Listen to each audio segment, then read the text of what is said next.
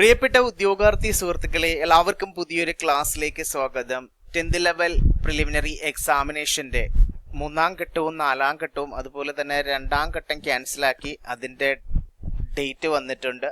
അത് 5ാം ഘട്ടമായിട്ട് നടത്തും. ആ ക്യാൻസലാക്കിയത് അതിനെല്ലാം പ്രയോജനം ചെയ്യുന്ന ഒരു ക്ലാസ് ആണ്. 10th ലെവൽ പ്രിലിമിനറി എക്സാമിനേഷൻ അതുപോലെ തന്നെ വില്ലേജ് ഫീൽഡ് അസിസ്റ്റന്റിന്റെ ഒക്കെ എക്സാമിനേഷൻ വരുന്നുണ്ട്. എല്ലാത്തിനും പ്രയോജനം ചെയ്യുന്ന ഒരു ക്ലാസ് ആണ്. അതുകൊണ്ട് നന്നായിട്ട് കണ്ട് കേട്ട് മനസ്സിലാക്കുക. എല്ലാവർക്കും ക്ലാസ്സിലേക്ക് സ്വാഗതം. ആദ്യഘട്ടത്തിൽ നടന്ന 10th ലെവൽ പ്രിലിമിനറിയുടെ ആദ്യഘട്ടത്തിൽ നടന്ന ക്വസ്റ്റ്യൻ പേപ്പർ വർക്കൗട്ടിനോടൊപ്പം തന്നെ നമ്മൾ കുറേയധികം റിലേറ്റഡ് ഫാക്ട്സും ഇനി ചോദിക്കാൻ സാധ്യതയുള്ള ക്വസ്റ്റ്യൻസും ഒക്കെ വർക്കൗട്ട് ചെയ്യുന്നുണ്ട്. നമുക്ക് ആദ്യത്തെ ക്വസ്റ്റ്യനിലേക്ക് പോകുമ്പോൾ, ഇന്ത്യയിലെ ആദ്യത്തെ സ്പോർട്സ് മ്യൂസിയം സ്ഥിതി ചെയ്യുന്നത് എവിടെയെന്ന് ചോദിച്ചു കഴിഞ്ഞാൽ നിങ്ങൾക്കറിയാം, കൊൽക്കത്തയിലാണ്. കൊൽക്കത്തയിലെ ന്യൂ ടൗണിലുള്ള ഫനാറ്റിക് സ്പോർട്സ് മ്യൂസിയം സ്ഥിതി ചെയ്യുന്നത്. ന്യൂ ടൗണിലുള്ള ഫനാറ്റിക് സ്പോർട്സ് മ്യൂസിയം സ്ഥിതി ചെയ്യുന്നത് എവിടെയാണ്? കൊൽക്കത്തയിലാണ്. 2017 ജനുവരിയിലാണ് ഈ സ്പോർട്സ് മ്യൂസിയം സ്ഥാപിതമായത്. നമ്മുടെ സച്ചിൻ ടെണ്ടുൽക്കർ, അഭിനവ് ബിന്ദ്ര, PV സിന്ധു എന്നിവരുടെ അപൂർവ കായിക വസ്തുക്കൾ ഉൾപ്പെടെ നിരവധി ശേഖരങ്ങളൊക്കെ ഈ കൊൽക്കത്തയിലെ സ്പോർട്സ് മ്യൂസിയത്തിൽ കാണാൻ സാധിക്കും. ഓക്കെ അല്ലേ? അപ്പോൾ ഇന്ത്യയിലെ ആദ്യത്തെ സ്പോർട്സ് മ്യൂസിയം സ്ഥിതി ചെയ്യുന്നത് എവിടെയാണെന്ന് ചോദിച്ചു കഴിഞ്ഞാൽ കൊൽക്കത്തയിലാണ്. തൃശൂർ നഗരത്തിന്റെ ശില്പി എന്നറിയപ്പെടുന്ന ഭരണാധികാരി ആരായിരുന്നു? രാമവർമ്മ ശക്തൻ തമ്പുരാനാണ്. അതായത് രാമവർമ്മ കുഞ്ഞിപ്പിള്ള തമ്പുരാൻ, രാമവർമ്മ 9. അപ്പോൾ ഓർത്തിരിക്കണം, ഇദ്ദേഹത്തെയാണ് രാമവർമ്മ ശക്തൻ തമ്പുരാൻ, അതായത് രാമവർമ്മ കുഞ്ഞിപ്പിള്ള തമ്പുരാൻ, രാമവർമ്മ 9ാമൻ. ഇദ്ദേഹമായിരുന്നു തൃശൂർ നഗരത്തിന്റെ ശില്പി. അതുപോലെ തന്നെ ഇദ്ദേഹം കൊച്ചി രാജ്യം ഭരിച്ചിരുന്നത് 1790 മുതൽ 1805 വരെ ആയിരുന്നു. രാമവർമ്മ ശക്തൻ തമ്പുരാൻ കൊച്ചി രാജ്യം ഭരിച്ചിരുന്ന അദ്ദേഹത്തിന്റെ ഭരണകാലമാണ് കൊച്ചി രാജ്യത്തിന്റെ സുവർണ കാലമായിട്ടൊക്കെ കണക്കാക്കാറുള്ളത്. അതുപോലെ തന്നെ എക്സാമിന് ഇനിയും ചോദിക്കാം, രാമവർമ്മ ശക്തൻ തമ്പുരാനുമായി ബന്ധപ്പെട്ട് 1797 വിഖ്യാതമായ തൃശൂർ പൂരം ആരംഭിച്ചത്. വിഖ്യാതമായ തൃശൂർ പൂരം 1797 ആരംഭിച്ചത് ശക്തൻ തമ്പുരാനാണ്, രാമവർമ്മ ശക്തൻ തമ്പുരാനാണ്. അതുപോലെ തന്നെ നഗരാസൂത്രണം നടത്തിയിട്ടുണ്ട്. വടക്കുന്നാഥ ക്ഷേത്രത്തിന് ചുറ്റുമുള്ള തേക്കുകാടുകൾ വെട്ടിത്തെളിച്ച് ഇന്നത്തെ തേക്കിൻകാടും മൈതാനവും സ്വരാജ് റൗണ്ടും ഒക്കെ നിർമ്മിച്ചത്. ഇത് ഇങ്ങനെയും ചോദിക്കാൻ ക്വസ്റ്റ്യൻ. ഇന്നത്തെ തേക്കിൻകാട് മൈതാനവും സ്വരാജ് റൗണ്ടും ഒക്കെ നിർമ്മിച്ചത് ആരാണ്? രാമവർമ്മ ശക്തൻ തമ്പുരാനാണ്. ഓക്കെ. അതുപോലെ തന്നെ ശക്തൻ തമ്പുരാന്റെ കൊട്ടാരം സ്ഥിതി ചെയ്യുന്ന എവിടെ? തൃശ്ശൂരിലുള്ള അദ്ദേഹത്തിന്റെ വസതിയായ വടക്കേക്കര കൊട്ടാരമാണ് ഇന്ന് ശക്തൻ തമ്പുരാൻ കൊട്ടാരം എന്ന് അറിയപ്പെടുന്നത്. ഓക്കെ അല്ലേ? ഇനി നമുക്ക് ഇവിടെ നോക്കിയേ, ഓപ്ഷൻ എയിൽ വീരകേരള വർമ്മ എന്ന് തന്നിട്ടുണ്ട്. ആരാണ് വീരകേരള വർമ്മ? വീരകേരള വർമ്മ ആരാടെ? നിങ്ങൾക്കറിയാം ആരാണ്? നമ്മുടെ പഴശ്ശിരാജ, കേരള സിംഹം എന്നറിയപ്പെടുന്ന. ഓപ്ഷനിൽ ഒരു പക്ഷെ ഇങ്ങനെ തരാം, വീരകേരള വർമ്മ എന്നേ തരികയുള്ളൂ. കേരള സിംഹം എന്നറിയപ്പെടുന്ന പഴശ്ശിരാജയാണ് വീരകേരള വർമ്മ, പഴശ്ശിരാജ. മലബാറിലെ കോട്ടയം രാജ്യത്തിലെ രാജകുമാരനായിരുന്ന ഇദ്ദേഹമാണ് പഴശ്ശിരാജ എന്ന പേരിൽ അറിയപ്പെട്ടിരുന്നത് അല്ലേ? ഇദ്ദേഹത്തെ കുറിച്ച് എക്സാമിന് ചോദിക്കും, ഇനി വരുന്ന എക്സാമിന് ചോദിക്കും. ബ്രിട്ടീഷ് വിരുദ്ധ പോരാട്ടം നടത്തിയ വ്യക്തിയാണ് പഴശ്ശിരാജ. ബ്രിട്ടീഷുകാരുടെ തെറ്റായ നികുതി നയങ്ങൾക്കെതിരെ 1793 മുതൽ 1805 വരെ യുദ്ധം ചെയ്ത വ്യക്തിയാണ് വീരകേരളവർമ്മ പഴശ്ശിരാജ.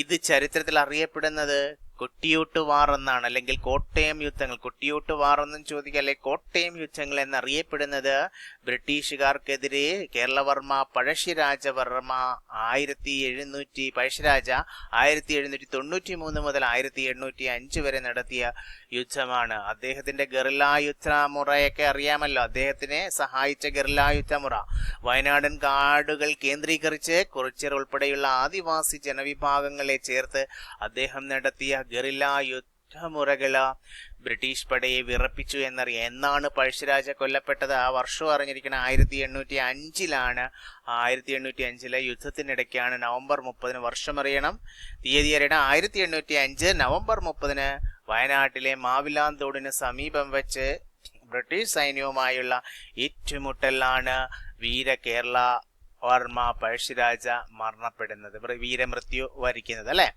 അപ്പോൾ ഇനി ഇതുപോലെ തന്നെ വീര കേരള വർമ്മ എന്നറിയപ്പെടുന്ന ഒരു കൊച്ചി രാജാവുണ്ട്. അദ്ദേഹത്തെ കുറിച്ച് നിങ്ങൾ കേട്ടിട്ടുണ്ടോ? വീര കേരള വർമ്മ എന്നറിയപ്പെടുന്ന ഒരു കൊച്ചി രാജാവ് 1809 മുതൽ 1828 വരെ, അതായത് രാമവർമ്മ ശക്തൻ തമ്പുരാന്റെ മരണശേഷം 1809 കൊച്ചി രാജ്യത്തിന്റെ സിംഹാസനത്തിൽ ഏറിയ വ്യക്തിയാണ് വീര കേരള വർമ്മ എന്നറിയപ്പെടുന്ന കൊച്ചി രാജാവ്. ഓക്കെ, അതുകൂടി അറിഞ്ഞിരിക്കണം. കഥകളിയുടെ വലിയൊരു പരിഷ്കർത്താവ് കൂടിയായിരുന്നു ഈ വീര കേരള വർമ്മ എന്ന കൊച്ചി രാജാവ്. ഓക്കെ അല്ലേ? ഇനി ആരാണ് കേശവരാമവർമ്മ? കേട്ടിട്ടുണ്ടോ കേശവരാമവർമ്മ? കേശവരാമവർമ്മ നിങ്ങൾക്കറിയാം, പോർച്ചുഗീസ് അധിനിവേശ കാലഘട്ടത്തിൽ 1565 മുതൽ 1601 വരെ കൊച്ചി രാജ്യം ഭരിച്ചിരുന്ന ഏറ്റവും ജനപ്രിയനും പ്രശസ്തനുമായ രാജാവായിരുന്നു ആര്? കേശവ രാമവർമ്മ എന്ന രാജാവ്. അതുപോലെ തന്നെ ഇമ്പോർട്ടന്റ് ആയിട്ട് അതിനകത്തൊരു ഫാക്ട് അറിഞ്ഞിരിക്കണം. ഇന്ത്യയിലെ ജൂത ചരിത്രത്തിൽ ഏറ്റവും പ്രധാനപ്പെട്ട വ്യക്തിത്വമായിരുന്നു അല്ലെ ഭരണാധികാരി ആരെന്ന് ചോദിച്ചു കഴിഞ്ഞാലും കേശവ രാമവർമ്മയാണ്. പോർച്ചുഗീസുകാരുടെ പീഡനങ്ങളെ തുടർന്ന് അഭയാർത്ഥികളായി എത്തിയ ജൂതന്മാർക്ക് മട്ടാഞ്ചേരി കൊട്ടാരത്തിന് സമീപം ഭൂമി ദാനം ചെയ്യുകയും അവിടെ സ്ഥിര താമസമാക്കാൻ സൗകര്യമൊരുക്കുകയും ചെയ്ത കൊച്ചി രാജാവാണ് കേശവ രാമവർമ്മ. ഓക്കെ അല്ലേ? നിങ്ങൾ കേട്ടിട്ടുണ്ടാവും മട്ടാഞ്ചേരി സിനഗോഗ്. അതായത് കേശവരാമവർമ്മ നൽകിയ ഭൂമിയിലാണ് ചരിത്ര പ്രസിദ്ധമായിട്ടുള്ള മട്ടാഞ്ചേരി പരദേശി സിനഗോഗ് 1568 നിർമ്മിക്കപ്പെട്ടത്. ഓക്കെ, അതുപോലെ തന്നെ കുടിയേറ്റങ്ങളെ പ്രോത്സാഹിപ്പിച്ച ഭരണാധികാരിയായിരുന്നു കേശവരാമവർമ്മ. ജൂതന്മാരെ കൂടാതെ കൊങ്കണികൾ, ഗൗഡ സാരസ്വത ബ്രാഹ്മണരെയാണ് കൊങ്കണികൾ എന്നറിയപ്പെടുന്നത്. കൊങ്കണികൾ ഉൾപ്പെടെയുള്ള മറ്റ് അന്യസംസ്ഥാന കച്ചവട സമൂഹങ്ങളെയും അദ്ദേഹം എന്തു ചെയ്തു? കേശവരാമവർമ്മ കൊച്ചിയിലേക്ക് സ്വാഗതം ചെയ്യുകയും അവർക്ക് ആരാധനാലയങ്ങൾ പണിയാൻ സ്ഥലം അനുവദിക്കുകയൊക്കെ ചെയ്തു. ഓക്കെ അല്ലേ? അതുപോലെ തന്നെ അറിഞ്ഞിരിക്കണം, കേശവരാമവർമ്മയുടെ കാലത്താണ് യൂറോപ്യന്മാരുമായും അറബികളുമായും സൗഹൃദപരമായ വ്യാപാര ബന്ധം പുലർത്തി അദ്ദേഹം എന്ത് ചെയ്ത്? കൊച്ചിയെ മലബാർ തീരത്തെ ഒരു പ്രധാന വാണിജ്യ കേന്ദ്രമാക്കി മാറ്റിയത് ആരായിരുന്നു? കേശവ രാമവർമ്മയാണ്. ഓക്കെ അല്ലേ? ഇത് 3 പേര് നമ്മൾ വീരകേരള വർമ്മ പഴശ്ശിരാജ, കോട്ടയം രാജ്യത്തെ നമ്മളിവിടെ പറഞ്ഞ ബാക്കി വീരകേരള വർമ്മ കൊച്ചി രാജാവ്, അതുപോലെ കേശവരാമവർമ്മ, രാമവർമ്മ ശക്തൻ തമ്പുരാൻ, ഇവരെല്ലാം കൊച്ചി ദേശവുമായി ബന്ധപ്പെട്ട ഭരണകർത്താക്കളായിരുന്നു. അറിഞ്ഞിരിക്കണം. ഇനി മാർത്താണ്ഡവർമ്മയെ കുറിച്ച് നിങ്ങൾക്ക് ഒരുപാട് അറിയാം. എക്സാമിന് സ്ഥിരം സാന്നിധ്യമാണ് മാർത്താണ്ഡവർമ്മ അല്ലെ? സ്ഥിര സാന്നിധ്യം അല്ലേ? മാർത്താണ്ഡവർമ്മയെ കുറിച്ച് നിങ്ങൾക്ക് എന്തെല്ലാം അറിയാടേ? അനിഴം തിരുനാൾ മാർത്താണ്ഡവർമ്മ അല്ലെ? 1706 ജനിക്കുകയും 1758 മരണപ്പെടുകയും ചെയ്ത ആധുനിക തിരുവിതാംകൂറിന്റെ ശില്പി. ഇമ്പോർട്ടന്റ് ആണ്, ആധുനിക തിരുവിതാംകൂറിന്റെ ശില്പി എന്നറിയപ്പെടുന്ന മാർത്താണ്ഡവർമ്മ. 1729 മുതൽ 1758 വരെയുള്ള മാർത്താണ്ഡവർമ്മയുടെ ഭരണകാലം കേരള ചരിത്രത്തിലെ ഏറ്റവും നിർണായകമായ അധ്യായങ്ങളിൽ ഒന്നാണെന്ന് നിങ്ങൾക്കറിയാം. അതുപോലെ തന്നെ ഏഷ്യയിൽ തന്നെ ആദ്യമായി ഒരു യൂറോപ്യൻ കൊളോണിയൻ ശക്തിയെ യുദ്ധത്തിൽ പരാജയപ്പെടുത്തിയ തദ്ദേശീയ രാജാവ് എന്ന ചരിത്ര പ്രസിദ്ധമായ ഖ്യാതി ആർക്കു സ്വന്തമാണ്? തിരുവിതാംകൂർ രാജാവായ അനിഴം തിരുനാൾ മാർത്താണ്ഡവർമ്മയ്ക്ക് സ്വന്തമാണ്. ഡച്ചുകാരെയാണ് പരാജയപ്പെടുത്തിയത്. ഡച്ചുകാരെ പരാജയപ്പെടുത്തിയ മാർത്താണ്ഡവർമ്മ നയിച്ച യുദ്ധം ഏതായിരുന്നിടെ? 1741 കുളച്ചൽ യുദ്ധം. ഡച്ച് ഈസ്റ്റ് ഇന്ത്യ കമ്പനിയുടെ അധിനിവേശ മോഹങ്ങളെ മാർത്താണ്ഡവർമ്മ എന്ത് ചെയ്ത്? കുളച്ചൽ യുദ്ധത്തിൽ തകർത്ത് തരിപ്പണമാക്കുകയാണ് ചെയ്തത്. അങ്ങനെ യുദ്ധത്തിൽ തടവുകാരനായി പിടിക്കപ്പെട്ട ഡച്ച് ക്യാപ്റ്റൻ ഡിലനോയിയെ എന്ത് ചെയ്തു? അദ്ദേഹം തിരുവിതാംകൂർ സൈന്യത്തിന്റെ തലവനൊക്കെ ആക്കി മാറ്റുന്നുണ്ട്. അങ്ങനെ തിരുവിതാംകൂർ സൈന്യത്തെ ആധുനികവൽക്കരിക്കാൻ സഹായിച്ചത് ആരാണ്? ഡച്ച് ക്യാപ്റ്റൻ ആയിരുന്ന ഡിലനോയിയാണ്. അതുപോലെ തന്നെ നിങ്ങൾക്ക് 8 വീട്ടിൽ പിള്ളമാരെ കുറിച്ച് കേട്ടു. ഈ 8 വീട്ടിൽ പിള്ളമാരുടെ അടിച്ചമർത്തൽ, അന്നത്തെ വേണാട് രാജ്യകുടുംബത്തിന് നിരന്തരം ഭീഷണിയായിരുന്ന 8 വീട്ടിൽ പിള്ളമാരെയും മാടമ്പിമാരെയും കർക്കശമായി അടിച്ചമർത്തിയ ഒരു കേന്ദ്രീകൃത ഭരണം സ്ഥാപിച്ച ഭരണകർത്താവായിരുന്നു ആര്? അനിഴം തിരുനാൾ മാർത്താണ്ഡവർമ്മ. ഇനി ഇമ്പോർട്ടൻ്റ് ആണ് മറ്റൊരു പോയിന്റ് അറിഞ്ഞിരിക്കണം, തൃപ്പടിദാനം. 1750 തൃപ്പടിദാനം നടത്തിയത് ആരായിരുന്നു? മാർത്താണ്ഡവർമ്മയാണ്. 1750 ജനുവരി 3 മാർത്താണ്ഡവർമ്മ തന്റെ രാജ്യം മുഴുവൻ കുലദൈവമായ ശ്രീ പത്മനാഭ സ്വാമിക്ക് സമർപ്പിച്ചത്. അതുപോലെ തന്നെ അദ്ദേഹം ശ്രീ പത്മനാഭദാസൻ എന്നറിയപ്പെടുന്ന തിരുവിതാംകൂർ ഭരണാധികാരി ആരാണ്? അനിഴം തിരുനാൾ മാർത്താണ്ഡവർമ്മ എന്നാണ്. അപ്പോൾ ശ്രീ പത്മനാഭദാസൻ എന്ന പേര് സ്വീകരിച്ച് ദൈവത്തിന്റെ പ്രതിനിധിയായി രാജ്യം ഭരിക്കാൻ തുടങ്ങിയ ചക്രവർത്തിയായിരുന്നു, ഭരണാധികാരിയായിരുന്നു ആര്? മാർത്താണ്ഡവർമ്മ. അതുപോലെ തന്നെ ശ്രീ പത്മനാഭസ്വാമി ക്ഷേത്രം പുനരുദ്ധാരണമൊക്കെ നടത്തിയതും മുറജപം, ഭദ്രദീപം തുടങ്ങിയ ചടങ്ങുകൾ ആരംഭിച്ചതും മാർത്താണ്ഡവർമ്മയുടെ കാലത്താണ്. അറിഞ്ഞിരിക്കണം, ആരുടെ കാലത്താണ് മുറജപവും ഭദ്രദീപം തുടങ്ങിയ ചടങ്ങുകൾ ആരംഭിച്ചത്? അനിഴം തിരുനാൾ മാർത്താണ്ഡവർമ്മയുടെ കാലത്താണ്. 1750 അദ്ദേഹം എന്ത് ചെയ്ത്? തൃപ്പടിദാനം നടത്തിയത്. ഓക്കെ അല്ലേ? അതുപോലെ തന്നെ നിങ്ങൾ ഓർത്തിരിക്കുന്ന CV രാമൻ പിള്ളയുടെ പ്രശസ്തമായ ഒരു ചരിത്ര നോവലാണ് മാർത്താണ്ഡവർമ്മ എന്ന് പറയുന്നത്. ഈ മാർത്താണ്ഡവർമ്മ എന്ന് പറയുന്ന CV രാമൻ പിള്ളയുടെ ചരിത്ര നോവലില് മാർത്താണ്ഡവർമ്മയുടെ സിംഹാസന ആരോഹണവുമായി ബന്ധപ്പെട്ട കഥകളെയൊക്കെ അടിസ്ഥാനമാക്കിയിട്ടുള്ളതാണ്. ഓക്കെ അല്ലേ? ഇനി ഒരു സയൻസിന്റെ ക്വസ്റ്റ്യനിലേക്ക് നമ്മൾ പോവുകയാണ്. ലോഹങ്ങളുടെ രാജാവ് നിങ്ങൾക്കറിയാം, സ്വർണമാണ്, ഗോൾഡാണ് ലോഹങ്ങളുടെ രാജാവ് എന്നറിയപ്പെടുന്നത്. കിങ് ഓഫ് മെറ്റൽസ് എന്നറിയപ്പെടുന്നത് സ്വർണമാണെന്നറിയാം അല്ലെ? എന്തുകൊണ്ടാണ് സ്വർണത്തിന് ഈ പദവി ലഭിച്ചത്? ഇതിന്റെ തിളക്കവും അപൂർവതയും കാലപ്പഴക്കം ചെന്നാലും നാശം സംഭവിക്കാതെ, അതായത് എടുക്കാതിരിക്കാനുള്ള സവിശേഷതയും കൊണ്ടാണ് സ്വർണത്തിന് എന്ത് ചെയ്തത്? ഈ പദവി ലഭിച്ചതെന്നറിയാം. അതായത് വായുവിലോ വെള്ളത്തിലോ ഉള്ള ഓക്സിജനുമായി പ്രതിപ്രവർത്തിക്കാത്ത ലോഹമാണ്, മെറ്റലാണ് സ്വർണം. അതുകൊണ്ട് അറിഞ്ഞിരിക്കണം.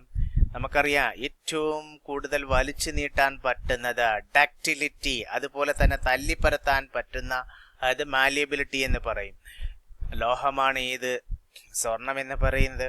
1 ഗ്രാം സ്വർണം കൊണ്ട് ഏകദേശം 2 കിലോമീറ്റർ നീളമുള്ള കമ്പി ഉണ്ടാക്കാൻ സാധിക്കും. ഇങ്ങനെയൊക്കെ ചോദിക്കാം, കാരണം അടിച്ച് പരത്താൻ പറ്റും, തല്ലിപ്പരത്താൻ. ഓക്കെ. അതുപോലെ തന്നെ സ്വർണത്തെ ലയിപ്പിക്കാൻ സാധാരണ ആസിഡുകൾക്ക് കഴിയില്ല എന്ന് നിങ്ങൾക്കറിയാം. നിങ്ങൾക്കറിയാം അക്വാറീജിയ എന്ന പ്രത്യേക മിശ്രിതത്തിന് മാത്രമേ എന്ത് ചെയ്യാൻ കഴിയുള്ളൂ? സ്വർണത്തെ ലയിപ്പിക്കാനായിട്ട് കഴിയുകയുള്ളൂ. അക്വാറീജിയ എന്ന പ്രത്യേക മിശ്രിതത്തിന് മാത്രമേ സ്വർണത്തെ ലയിപ്പിക്കാനായിട്ട് കഴിയുകയുള്ളൂ. അപ്പോൾ ഈ അക്വാറീജിയ എന്താണ്? അക്വാറീജിയ രാജകീയ ദ്രാവകം എന്നാണ് അറിയപ്പെടുന്നത്. ലാറ്റിൻ ഭാഷയിലെ അർത്ഥമാണ് എന്താണ്? അക്വാറീജിയ. ലാറ്റിൻ ഭാഷയിൽ ഇതിന്റെ അർത്ഥം എന്താണ്? റോയൽ വാട്ടർ എന്നാണ്. രാജകീയ ദ്രാവകം. സ്വർണം, പ്ലാറ്റിനം തുടങ്ങിയ നോബിൾ മെറ്റൽസ് ആണ് അല്ലെ, ഉത്കൃഷ്ട ലോഹങ്ങളാണ്. ഉത്കൃഷ്ട ലോഹങ്ങൾക്ക് ഉദാഹരണം ചോദിച്ചു കഴിഞ്ഞാൽ സ്വർണം, പ്ലാറ്റിനം ഒക്കെയാണ്.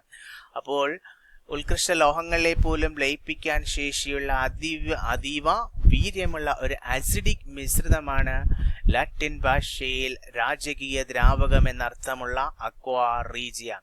അപ്പോൾ ഇവിടെ ഓർത്തിരിക്കേണ്ടത് ഗാഢ ഹൈഡ്രോക്ലോറിക് ആസിഡ്. നിങ്ങൾക്ക് അറിയണം, ചോദിക്കാം, അക്വാറീജിയ നിർമ്മിക്കുന്നത് എങ്ങനെ, അല്ലെ അക്വാറീജിയയിലെ കണ്ടൻസ് എന്തൊക്കെയാണെന്ന് നമ്മൾ അറിഞ്ഞിരിക്കണം. ഗാഢ ഹൈഡ്രോക്ലോറിക് ആസിഡും HCl, ഗാഢ നൈട്രിക് ആസിഡും HNO3 കൃത്യമായ അനുപാതത്തിൽ കലർത്തിയിട്ടാണ് അക്വാറീജിയ നിർമ്മിക്കുന്നത്. അതായത് HCl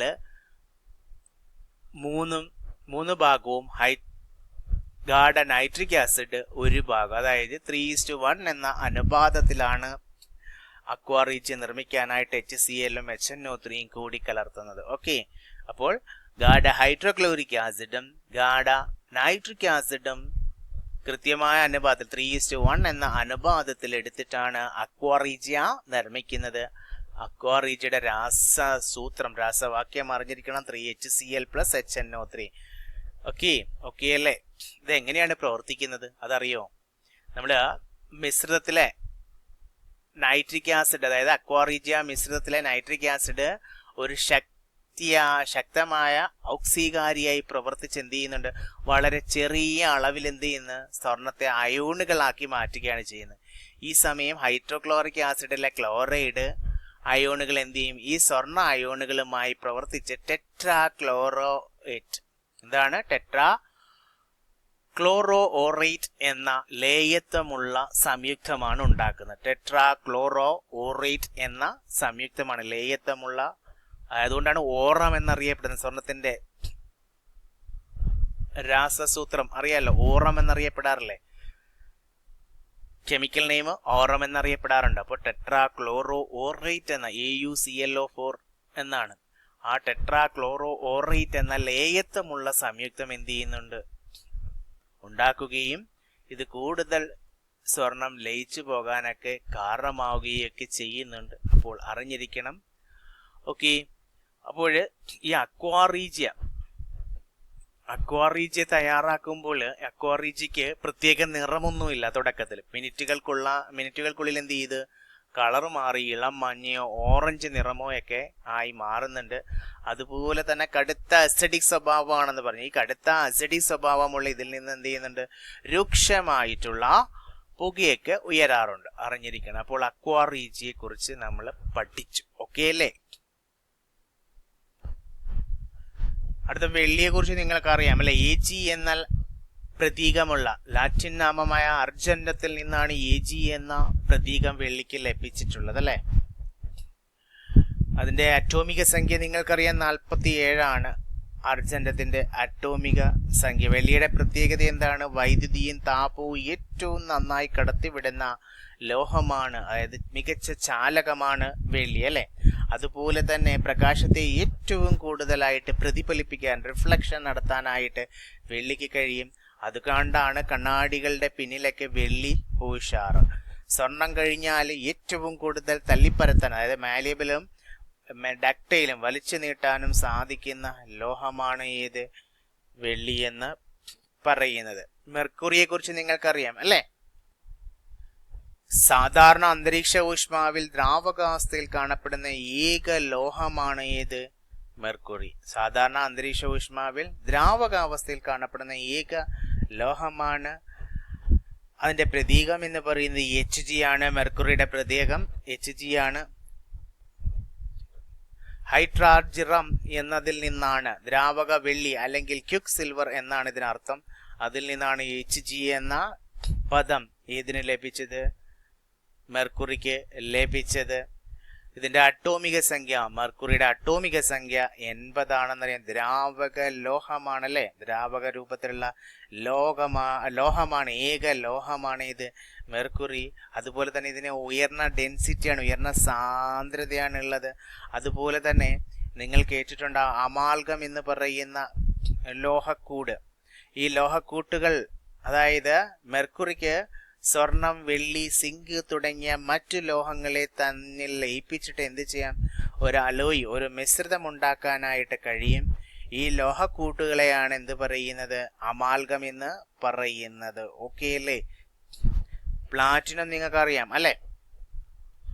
പ്ലാറ്റിനത്തിന്റെ പ്രതീകം Pt ആണ്. അറ്റോമിക സംഖ്യ 78 ആണെന്ന്. ഉത്കൃഷ്ട ലോഹത്തിൽപ്പെട്ട ഒന്നാണ് ഏത്? നോബൽ മെറ്റൽപ്പെട്ട ഒന്നാണ് ഇത് പ്ലാറ്റിനം. നമുക്കറിയാം സ്വർണത്തെ പോലെ തന്നെ പ്ലാറ്റിനവും വളരെ നിഷ്ക്രിയമായ, അതായത് ലീനമല്ലാത്ത ഒരു ലോഹമാണ്. ഇത് വായുവിലെ ഓക്സിജനുമായോ വെള്ളവുമായോ പ്രവർത്തിച്ച് തുരുമ്പെടുക്കുകയോ നിറം മങ്ങുകയോ ഒന്നുമില്ല എന്നറിയാം. പ്ലാറ്റിനം ഉരുകാൻ, അതായത് ഉയർന്ന ദ്രവണാങ്കമുള്ള മെറ്റലാണ്, ഉത്കൃഷ്ട മൂലകമാണ്. ഏത്? ഉത്കൃഷ്ട ലോഹമാണ്. നിഷ്ക്രിയമായിട്ടുള്ള ഒരു ലോഹമായിട്ടുള്ള മെൽറ്റിംഗ് പോയിന്റ് ഉയർന്ന ലോഹമാണ് പ്ലാറ്റിനം. 1768 ഡിഗ്രി സെൽഷ്യസ് താപമുണ്ടെങ്കിൽ മാത്രമേ പ്ലാറ്റിനം ഉരുകാനായിട്ട് സാധ്യമാവുകയുള്ളൂ. ഓർക്കണം. ഓക്കെ അല്ലേ? അന്തരീക്ഷ മലിനീകരണം കുറയ്ക്കുന്നതിനായി വാഹനങ്ങളുടെ പുകക്കുഴലുകളിൽ നിങ്ങൾ കണ്ടിട്ടുണ്ടാവും ഘടിപ്പിക്കുന്ന കാറ്റലിക് കൺവേർട്ടറുകൾ. ഈ കാറ്റലിക് കൺവേർട്ടറുകൾ ഏത് മെറ്റലാണ് ഉപയോഗിക്കുന്നത് ചോദിച്ചു കഴിഞ്ഞാൽ പ്ലാറ്റിനമാണ്. അറിഞ്ഞിരിക്കണം. ഓക്കെ, അതൊക്കെ ചോദിക്കാം, എക്സാമിന് ചോദിക്കാം. ഇനി കറണ്ട് അഫേഴ്സുമായി ബന്ധപ്പെട്ട ഒരു ക്വസ്റ്റ്യൻ ആണ്. ഇന്ത്യയിൽ ആദ്യത്തെ ദേശീയ ആർട്ടിഫിഷ്യൽ ഇന്റലിജൻസ് ഡിജിറ്റൽ വാട്ടർ ഉച്ചകോടി നടന്നത്. ക്വസ്റ്റ്യൻ ശ്രദ്ധിക്കണം. ഇന്ത്യയിൽ ആദ്യത്തെ ദേശീയ ആർട്ടിഫിഷ്യൽ ഇന്റലിജൻസ് ഡിജിറ്റൽ വാട്ടർ ഉച്ചകോടി നടന്നത് ബംഗളൂരുവിലാണ്. ഇതൊക്കെ നമ്മൾ നമ്മുടെ ചാനലിൽ തന്നെ കറണ്ട് അഫേഴ്സ് റിലേറ്റഡ് പഠിച്ചിട്ടുള്ളതാണ്. അതുകൊണ്ട് ഇങ്ങനെയുള്ള ക്വസ്റ്റ്യൻസ് ഒക്കെ നന്നായിട്ട് മനസ്സിലാക്കിയിരിക്കണം. ഇനി അതുപോലെ തന്നെ 2025 പുരസ്കാരങ്ങളൊക്കെ നമ്മൾ അറിഞ്ഞിരിക്കണം. 2025 ഓടക്കുഴൽ പുരസ്കാരത്തിന് അർഹനായത് EP രാജഗോപാലൻ ആണ്. 2025 ഓടക്കുഴൽ പുരസ്കാരത്തിന് പ്രശസ്ത സാഹിത്യ വിമർശകനും നിരൂപകനുമാണ് EP രാജഗോപാൽ അല്ലെങ്കിൽ രാജഗോപാലൻ. അദ്ദേഹത്തിന്റെ ആ കൃതി എന്നറിഞ്ഞിരിക്കണം ഉൾക്കഥ. EP രാജഗോപാലിന്റെ ഓൾറെഡി നമ്മൾ പഠിച്ചതാണ്. ഉൾക്കഥ എന്ന സാഹിത്യ വിമർശന ഗ്രന്ഥത്തിനാണ് 2025 ഓടക്കുഴൽ അവാർഡ് ലഭിച്ചത്. ഏത് സാഹിത്യ വിമർശന ഗ്രന്ഥമാണ്? ഉൾക്കഥ. ഇന്ത്യയിലെ ആദ്യ ജ്ഞാനപീഠ നേതാവായ മഹാകവി G ശങ്കരക്കുറുപ്പ് സ്ഥാപിച്ച ഗുരുവായൂരപ്പൻ ട്രസ്റ്റാണ് ഓടക്കുഴൽ അവാർഡ് നൽകുന്നതെന്നറിയാം. മഹാകവി G ശങ്കരക്കുറുപ്പിന്റെ ചരമവാർഷിക ദിനമായ ഫെബ്രുവരി 2 എറണാകുളത്ത് വെച്ച് നടന്ന ചടങ്ങിൽ പ്രശസ്ത എഴുത്തുകാരനായ C രാധാകൃഷ്ണനാണ് EP രാജഗോപാലിന് പുരസ്കാരം സമ്മാനിച്ചത്. 30,000 രൂപയും ശില്പവും പ്രശസ്തി പത്രവും അടങ്ങുന്നതാണ് ഓടക്കുഴൽ അവാർഡ്. അറിഞ്ഞിരിക്കണം. ഇനി ഈ EP രാജഗോപാൽ അല്ലെങ്കിൽ രാജഗോപാലന്റെ പ്രധാന കൃതികളെ കുറിച്ചൊക്കെ നിങ്ങളൊന്ന് അറിഞ്ഞിരിക്കണം. ഓക്കെ,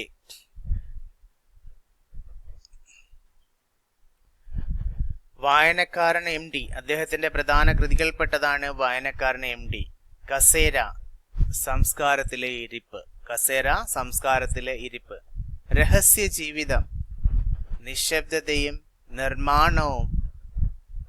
ചെറുകഥ കേരള ചരിത്രമാണ് നിശബ്ദതയും നിർമ്മാണവും. ഇനി ഓർത്തിരിക്കണം, ഇദ്ദേഹത്തിന് 2006 കേരള സാഹിത്യ അക്കാദമി അവാർഡ് ലഭിച്ചിട്ടുണ്ട്. അപ്പോൾ 2025 ഉൾക്കഥ എന്ന ഗ്രന്ഥത്തിനാണ് എന്ത് ലഭിച്ചത്? ഓടക്കുഴൽ പുരസ്കാരം ലഭിച്ചത്. ഇനി മറ്റ് 2025 26 പുരസ്കാരങ്ങൾ നമ്മൾ അറിഞ്ഞിരിക്കണം. ഇമ്പോർട്ടൻ്റ് ആണ്, എക്സാമിന് വരും. അപ്പോൾ എഴുത്തച്ഛൻ പുരസ്കാരം 2025 ലഭിച്ചത് ആർക്കാടെ? 2025 എഴുത്തച്ഛൻ പുരസ്കാരം ലഭിച്ചത് പ്രശസ്ത കവി KG ശങ്കരപ്പിള്ളയ്ക്കാണ്.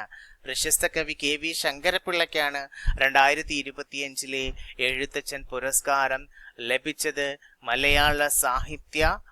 മലയാള സാഹിത്യത്തിന് നൽകിയ സമഗ്ര സംഭാവനകൾ പരിഗണിച്ചാണ് KG ശങ്കരപ്പിള്ളയ്ക്ക് കേരള സർക്കാരിന്റെ 8 ഉയർന്ന സാഹിത്യ പുരസ്കാരമായ എഴുത്തച്ഛൻ പുരസ്കാരം ലഭിച്ച. അടുത്ത എക്സാമിന് ചോദിക്കാം. 5 ലക്ഷം രൂപയും പ്രശസ്തി പത്രവും അടങ്ങുന്ന അവാർഡാണ് 2025 എഴുത്തച്ഛൻ പുരസ്കാരം കവി KG ശങ്കരപ്പിള്ളയ്ക്കാണ് ലഭിച്ചത്. അതുപോലെ തന്നെ 49ാമത് വയലാർ അവാർഡ് 2025 49ാമത് വയലാർ അവാർഡ് ലഭിച്ചത് ആർക്കാണ്? എഴുത്തുകാരനായ സന്തോഷ് കുമാറാണ്. സന്തോഷ് കുമാറിന്റെ കൃതി നിങ്ങൾക്കറിയാം. തപോമയുടെ അച്ഛനാണ് നോവൽ ആണ്. തപോമയുടെ അച്ഛൻ എന്ന നോവലിനാണ് സന്തോഷ് കുമാറിന് 49ാമത് വയലാർ അവാർഡ് 2025 അവാർഡാണ്. ആ അവാർഡ് സന്തോഷ് കുമാറിനാണ്. ഇനി അതുപോലെ തന്നെ കേന്ദ്ര സാഹിത്യ അക്കാദമി അവാർഡ് 2025 മലയാളത്തിന് ലഭിച്ചത് പ്രശസ്ത എഴുത്തുകാരൻ N പ്രഭാകരനാണ്. മലയാള വിഭാഗത്തിൽ കേന്ദ്ര സാഹിത്യ അക്കാദമി അവാർഡ് 2025 N പ്രഭാകരനാണ്. N പ്രഭാകരന്റെ മായാമനുഷ്യൻ എന്ന നോവലിനാണ് N പ്രഭാകരന് ലഭിച്ചത്. ഓർത്തിരിക്കണം. അതുപോലെ തന്നെ 2025 ജ്ഞാനപീഠ പുരസ്കാര ജേതാവ് നിങ്ങൾക്കറിയാം. പ്രശസ്ത ഹിന്ദി സാഹിത്യകാരൻ വിനോദ് കുമാർ ശുക്ലയാണ് 2025 ജ്ഞാനപീഠ പുരസ്കാരത്തിന് അർഹനാക്കിയത്. ഭാരതീയ സാഹിത്യത്തിന് നൽകിയ സമഗ്ര സംഭാവനകളെ മാനിച്ചാണ് ഇന്ത്യയിലെ ഏറ്റവും പരമോന്നതമായ സാഹിത്യ പുരസ്കാരമായ ജ്ഞാനപീഠ പുരസ്കാരം വിനോദ് കുമാർ ശുക്ലയ്ക്ക് ലഭിച്ചത്. ഓക്കെ അല്ലേ?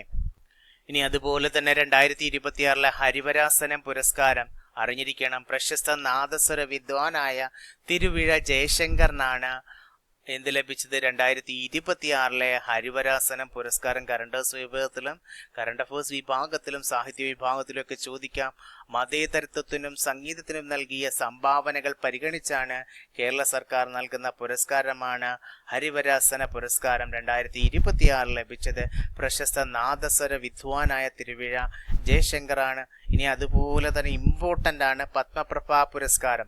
2026 പത്മപ്രഭാ പുരസ്കാരം ലഭിച്ചത് അറിഞ്ഞിരിക്കണം. ആർക്കാണെന്ന് ചോദിച്ചു കഴിഞ്ഞാൽ പ്രശസ്ത എഴുത്തുകാരി ആർ രാജശ്രീക്കാണ് 2026 പത്മപ്രഭാ പുരസ്കാരം ലഭിച്ചത്. പ്രശസ്ത എഴുത്തുകാരി ആർ രാജശ്രീ. അതുപോലെ തന്നെ മലയാള രംഗത്തെ മികച്ച സംഭാവനകൾക്കാണ് പത്മപ്രഭാ പുരസ്കാരം നൽകുന്നത്. ഇനി അതുപോലെ 2026 72ാമത് ദേശീയ ചലച്ചിത്ര പുരസ്കാരങ്ങളൊക്കെ പ്രഖ്യാപിച്ചു എന്നറിയാം. മികച്ച നടനായി മലയാളത്തിൽ നിന്ന് മമ്മൂട്ടിയെ തിരഞ്ഞെടുത്ത ചിത്രം ഭ്രമയുഗമാണെന്നറിയാം. മികച്ച മലയാള ചിത്രം ഫെമിനിച്ചി ബാത്തിമയും ആണെന്ന് നിങ്ങൾക്കറിയാം. അതുപോലെ തന്നെ അന്താരാഷ്ട്ര ബുക്കർ സമ്മാനം 2026 പ്രഖ്യാപിച്ചത് ഇന്റർനാഷണൽ ബുക്കർ പ്രൈസിൽ എക്സാമിന് അത് ചോദിച്ചിട്ടുണ്ട്. PSC എക്സാമിന് തന്നെ ചോദിച്ചതാണ്. അതിൽ വിജയിച്ച കൃതിയാണ് അന്താരാഷ്ട്ര ബുക്കർ സമ്മാൻ 2026 വിജയിച്ചത് തായ്വാൻ ട്രാവലോഗാണ്. ഓർത്തിരിക്കണം, തായ്വാൻ ട്രാവലോഗ്. എന്താണ് തായ്വാൻ ട്രാവലോഗ്? ഇത് എഴുതിയത് ആരാണ്? എഴുത്തുകാരൻ യാങ് ഷുവാങ്സി ആണ് തായ്വാൻ ട്രാവലോഗ് എന്ന അന്താരാഷ്ട്ര ബുക്കർ സമ്മാൻ 2026 കരസ്ഥമാക്കിയ കൃതി. ഇതിന് വിവർത്തനം ചെയ്തത് ലിൻ കിങ് ആണ് വിവർത്തകൻ. അതുപോലെ ഇത് എഴുതിയത് യാങ് ഷുവാങ്സി ആണ്. കൃതി ഏതാണ്? Taiwan travelogue. ഓക്കെ അല്ലേ? അന്താരാഷ്ട്ര ബുക്കർ പ്രൈസിനെ കുറിച്ചൊക്കെ ചോദിക്കുക. അപ്പോൾ കൂട്ടുകാരെ, നമ്മൾ 10th ലെവൽ പ്രിലിമിനറിയുടെ 3ാം ഘട്ടത്തിനും 4ാം ഘട്ടത്തിനും അതുപോലെ മാറ്റിവെച്ച 2ാം ഘട്ടത്തിനുമൊക്കെ വില്ലേജ് ഫീൽഡ് അസിസ്റ്റന്റിനുമായിട്ടുള്ള റിവിഷൻ ക്ലാസ് ആണ്. നിങ്ങൾക്കിത് നന്നായിട്ട് പ്രയോജനം ചെയ്യും. അതുകൊണ്ട് കണ്ട് കേട്ട് മനസ്സിലാക്കുക. ഇതിൻ്റെ തുടർ ക്ലാസ്സുകൾ ഉണ്ടാവും. എക്സാമിൻ്റെ സമയം വരെ തുടർ ക്ലാസ്സുകളുണ്ടായ എല്ലാവർക്കും വിജയ ആശംസകൾ നേർന്നുകൊണ്ട് ഇന്നത്തെ ക്ലാസ് അവസാനിപ്പിക്കുകയാണ്. നന്നായിട്ട് പഠിക്കുക. നമുക്ക് അടുത്ത ക്ലാസ്സിൽ വീണ്ടും കണ്ടുമുട്ടാം. Bye, take care.